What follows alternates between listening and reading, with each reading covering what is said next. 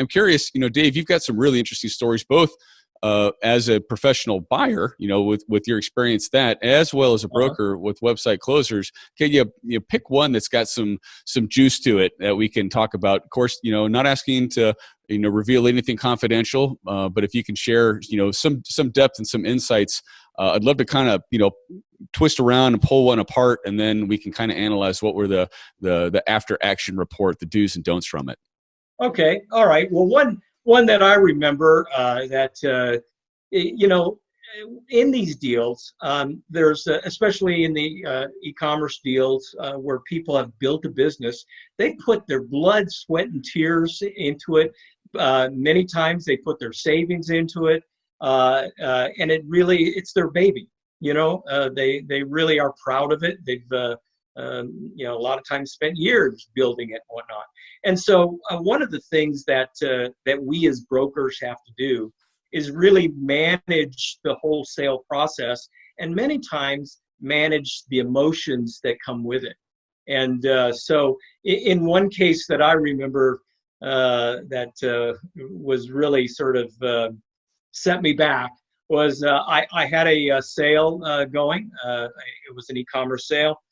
Very nice cosmetic business on Amazon and whatnot.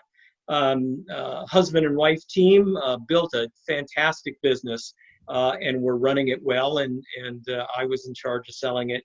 Well, we had it under contract. We were moving along very well.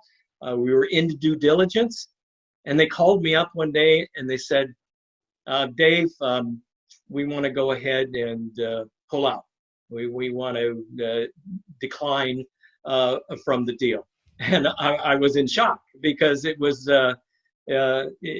full asking price. I mean, there were no real major objections that should have been there. Well, they just felt that they wanted a higher dollar for their company and whatnot, and they basically wanted me to go ahead and extract them from the deal. We did that, and we let things cool off for a while, and then I went back to them, and they wanted they had in their mindset a higher price that they wanted, even though we were at a high multiple. And I said, the buyer pool at that higher price is going to be much smaller, and chances are, it's going to be much more difficult to sell, and may not sell at all. And so we ended up, after some cooling off time, ended up going back to market, and that was it was sort of a little bit of a shock, certainly to me, because we were well on our way to a successful sale with a good buyer, a good seller. All of the pieces were in place. It was moving along well, and then just boom, like overnight. So it was a little bit of a shock, but got it all taken care of and went back to market at the higher price, and actually got an offer on the higher price and ended up selling the business. So it was not a nightmare, but it was an unexpected turn for something that the people just wanted. They wanted a number that they had in mind, and they weren't going to take anything less and whatnot. So that expectation and managing expectations and managing emotion of both the buyer and the seller is something that brokers have to account for, and they have to stay on top of.